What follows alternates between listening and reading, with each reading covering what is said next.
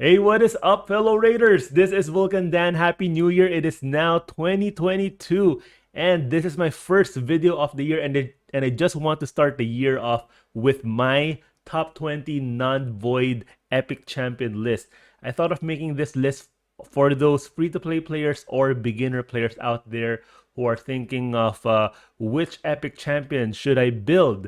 Of course, if you are even if you are a free to play player or a beginner player and you have a couple of rares, you will definitely have epic champions. So I thought of making this list, not focusing on legendaries, because of course there's a lot of quality legendaries in this game, but you will have a lot of epic champions, and maybe you're not sure of which one is good, which one should you build that will make the most out of your resources. All right. And I chose non-void because it's very difficult to get some of these void epics. And just to give an example, I've been playing this game for 2 years now, free to play. And speaking of very difficult to get void epics, take a look at this one here. We're in Dark Elves. I don't have a single void epic. 2 years of playing this game, I don't have Lua, I don't have Siler, and I don't have Madame Ceres. So it's very sad. I've always wanted a Madame Ceres whenever I do ×2 Void Shard pulls. Always looking for that Madame Ceres. So this is just an example of how difficult it is to get those Void Epics, which is why I made this a non-Void Epic Champion list for all of those beginner players or free-to-play players. All right, so let's get to it. First, we will go through this list, top 20 list, not in order of which one's number one, number two, but I'll just go through the different factions, starting with the Banner Lords first. So this is not in order, all right? So first one, Banner Lords is Archmage Helmut. You will get this guy from the secret rooms in Doom Tower as a guaranteed champion, as long as you make sure you do your secret rooms in normal Doom Tower, and he is a great champion to have. He has a turn meter fill on his A1. He also has an AoE stun in his A2, and has this triple buff for the whole team on his A3, and speed aura for arena by 17%. Now, of course, if you're new to this game, you have to know that speed aura in the arena is very important. So you might have high Katoon for your classic arena, but of course when you get to tag arena, so you'll need to build a team, 3 different teams. So high Katoon could be for one of your arena teams, but you'll need more speed auras for your second team and your third team. Archmage can fill in for one of those roles. All right, so that's number one. Next one in this faction is, of course, Stag Knight. He's great because of this one skill right here.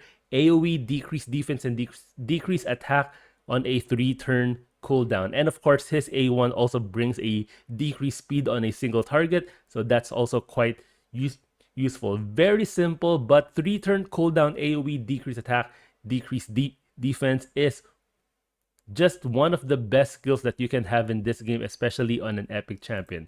All right, so that's 2 down. Let's go to the High Elves, and we have Royal Guard here. Now, he used to be great when we had dungeons only up until stage 20. Now that we have it until stage 25, and enemy max HP champions don't deal as much damage as they did back in when we're only farming stage 20. But still, especially with the Hydra clan boss now, he is again brought back to the spotlight. So yeah, so again, talking about enemy max HP. So this A2 takedown skill, 4-turn cooldown AoE, damage increases according to enemy max HP. So this hits really hard for those boss fights, especially of course for the Hydra clan boss, because you have 4 heads. So those are it's ×4 the damage. All right. So we have decreased defense and decreased speed from his A1 and A3. So not bad as well. But really, what we're looking for is this A2 right here. Next one, we have Tyrell, one of the OG champions in this list. He has a decreased attack on his A1, AoE decreased defense on his A2 and a single target decreased turn meter and a stun on the A3, plus a very useful aura, which is one of the best auras that you can have for early to mid game clan boss, because this increases ally defense in all battles by 25%. So yeah, if you're looking for someone to take the lead in clan boss early to mid game when you're struggling with brutal nightmare, then Tyrell would be a great addition for that team. And of course, he does have that decreased attack A1, which really helps in the clan boss. And of course, he is defense based, so he will stay alive for a long time there. Next one, Sacred Order, we have Mordecai. AoE HP burn, great for Spider, great for Hydra clan boss as well. He also has this decreased turn meter and fill turn meter of your allies in his A2. So of course, those are very useful. Next one, we have Deacon Armstrong. He has this turn meter fill, and again decreases the turn meter of all enemies by 15%, plus grants an extra turn. So you start off with that, and then he goes immediately into his AoE decrease defense skill. On top of that, he has an all battle speed aura 19%, which is again, you can use Haikatun for your tag team arena 1, and then you can have Archmage for number 2, and then Deacon for number 3. So 3 epics with great auras for the arena. All right, so those are the 6. Let's go to 7. We have Ugo right here, and when this champion was first, champion first came out in the game, people were hyped about this champ, but realistically, I did not see Ugo being used a lot in a lot of the areas in this game. But when Hydra clan boss came out, this A2 with decreased defense and block buffs really became so important in the game, especially because of the block buffs. Very important. Plus, has some heals on her A3 and a leech on her A1, which helps keep your entire team alive. So Ugo, again, I think, comes to my top 20 list for 2022. All right. Next one is Skull Crusher. Because of he's the only champion or only epic champion in the game that has this whole team allied protection and counterattack. The only other 2 are legendaries, and that's what are their names again? We have, forgetting their names. Let's look for them. Barbarian, there you go. Valkyrie, yes. And the other one is Martyr from Sacred Order, was it? Yes, correct. So yes, 3 champions in the game, and one of them is an epic. The other 2 are legendaries, and yeah, that's Skull Crusher. So very useful in a lot of areas in the game, especially for early to mid game clan boss to get those to get that ally protect out there, plus extra hits with that counter attack. All right, next one on my list, we have an orc, and that is Duke the Pierce. Very similar to Stag Knight with this AoE decreased attack and decreased defense. The only thing, the main difference between them is that Duke is defense based, so easier to keep him alive. Instead of a decreased speed on the A1, he has a decreased accuracy on the A1, plus a provoke on the A3. But a lot of players tend to just turn this skill off and just focus on the A1 and the A2. All right, next, Demon Spawn.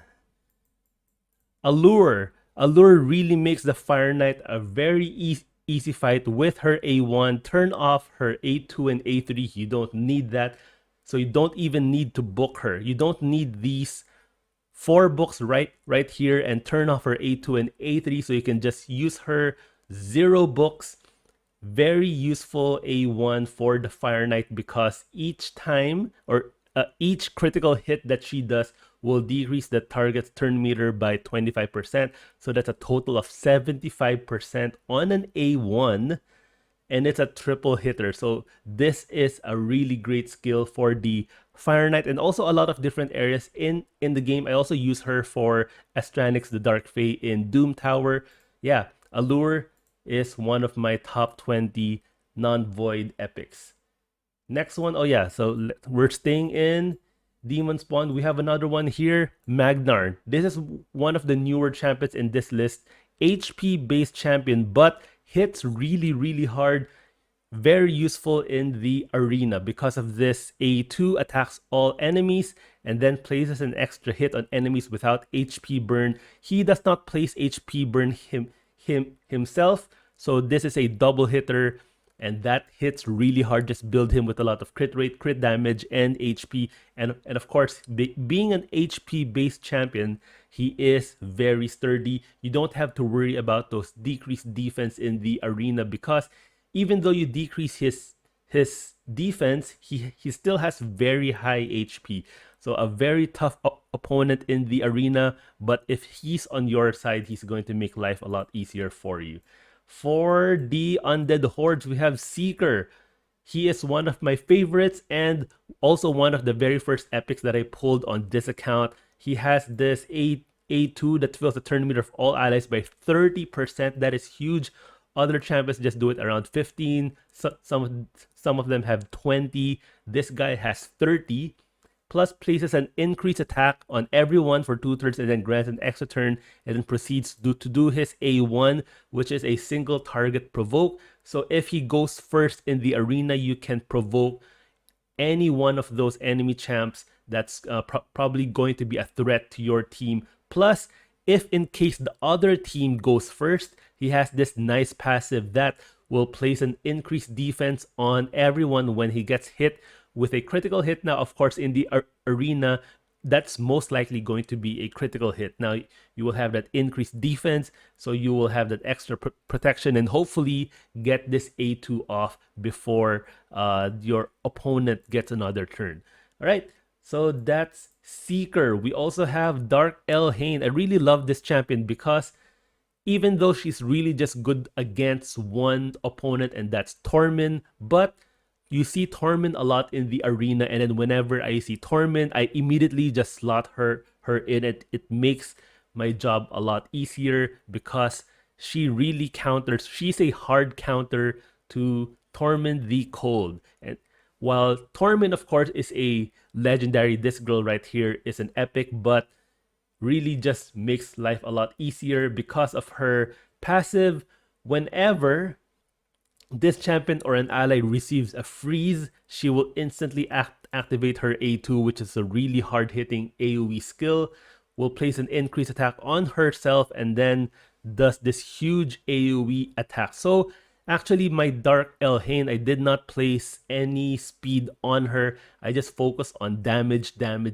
Lots of attack, lots of crit damage, high crit rate. I did not even build her with 100% crit rate because her second passive will remove the freeze from this champion and will replace that with an increased crit rate of 30%, 30% increased crit damage, and strengthen. All right, so whenever she gets frozen, she will get all of these buffs and then she will instantly go into her A2. So I did not even need to build her with 100% crit rate. So yeah, Dark Elhain, even though I just use her in that one area in the game, in the arena against one opponent, but since we do see a lot of Torment in the arena, she becomes very, very useful. Next, in this same faction, we have Vogoth. Now, very useful champion, especially for fights like Bommel the Dreadhorn, because of his passive. Whenever this champion is attacked, heals all allies by 50% of the damage received. Also very good for those defensive arena teams, whether for classic arena defense or tag team arena defense. Also has this AoE provoke, which of course when he finally gets his turn after getting hit from the passive, he will provoke everyone and then will heal all of your champion back up whenever he gets hit by the enemy. So yeah, that's Vogoth. Next, let's go to the Dark Elves. We have one of the newer champions, Dark Kale. And of course, Dark Kale, normally he's used in the clan boss, but he can actually be used in so many areas in the game. Dragon, Fire Knight. He has a triple hit A1 with a chance to instantly activate poisons or another HP burn, has an AoE decrease attack, and a chance to increase the duration of all debuffs on the target by 1 turn, which is of course great in Clan Boss, Dragon, Fire Knight. Also has this A3 that places 3 poisons and a poison sensitivity on the target for 2 turns. So move over Frozen Banshee because we have this new guy that can place poison sensitivity. Plus, a really nice passive that decreases the crit rate of enemies under 2 or more poisons by 15%. Now, enemies like the clan boss, they have this hidden 15% crit rate, and Dark Kale will technically bring that 15% to 0. Right. So yeah, really great champion, clan boss, Fire Knight, Dragon. You can use him in all those 3 areas of the game. Next one, another new champion. Get her from normal Doom Tower secret rooms, Rian. Now, similar to Madame Ceres, this girl right here has a buff removal AoE on a 3-turn cooldown, but instead of placing decreased attack and decreased defense like Madame Ceres, she places a weaken instead, but still a very good skill to have, especially not only in arena, but you can also use her in the Hydra clan boss because buff strip is very useful there. Plus, Madame Ceres does not have this. Rian has a revive on a 4-turn cooldown. So yeah, very cool skill to have. Moving on to the Knight's Revenant, we have Miscreated Monster, AoE stun, whole team shields, and ally protection will definitely keep your entire team alive. Normally, you find him in spider teams, but he can also be used in the Ice Golem. He can be used in mid-game arena. He can be used in so many different areas of the game where you need shields and you need an AoE stun. Yeah, very useful HP-based champion. Next, Doom Priest. Of course, we just know her from her passive. We don't really care about her A1 and her A2. It's all about her passive. Heal every single turn and debuff removal every single turn. Next, we have Rector Drath. Now, she became so much more useful when Hydra Clan Boss came out because, of course, we need Perfect Veil, we need Revive, and Duchess, which is a legendary champion, brings all of that. But if you don't have Duchess, of course, because she's a very hard champion to get, Rector Drath does somewhat of the same thing, but in an epic champion. So she has this, of course, single target revive. She has this heal, and she has Perfect Veil, both here. And then when an ally under Perfect Veil gets a turn, she heals them with another 10% of their max HP. So yeah, she will definitely keep your entire team alive and veiled during that Hydra clan boss fight. And lastly, we have a dwarf, and that is Geomancer. Now this, of course, he's great because of his passive, will decrease the damage of all allies received by 15%, and then deflects that damage back onto the enemy if they are under HP burn that is placed by this champion. He places HP burn on his A3. Don't forget that this A3 has a full turn meter depletion. We forget that because we usually use Geomancer against the clan boss. So of course we cannot decrease the turn meter of the clan boss, but in enemies like Fire Knight, he does not have a triple hit A1, but this turn meter depletion makes him a viable option against the Fire Knight. I think we've had a dwarf only Fire Knight challenge before, and I used him especially for this skill right here. And of course, he has a buff removal, and then he has this reduce the cooldown of A3 by 2 turns if the target is killed by this skill while under HP burn placed by this champion. Also has an AoE A1 with decreased accuracy, which makes him very useful for the Hydra clan boss as well. Right, so those are my top 20 champions. Of course, there are so many other great champions that were not able to make the list for non-void epics. Some of these are from the Shadowkin. We have Burangiri, we have Toragi, of course. Who else? We have, I think, Sepulcher here is also great. Decrease attack A1 with block debuffs on her A2. Who else do we have? From Ogrentide, we have Grush, which is also a great champion, a free daily login reward champion. We have Farakin the Fat. Yes, Farakin the Fat.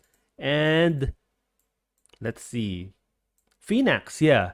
Great A1 double hitter, very hard hitting with a block revive. So yeah, there's so many great epics in this game, but those are the top 20. When you get them, make sure you max them out to 60 and use them in a lot of areas in the game. They will be very useful for your account. All right, so I hope you found this useful. Have a great 2022. And with these epics, I'm sure you will have an easier time with the game. All right. Thank you guys so much. Don't forget to subscribe to this channel, and I'll see you guys in my next video.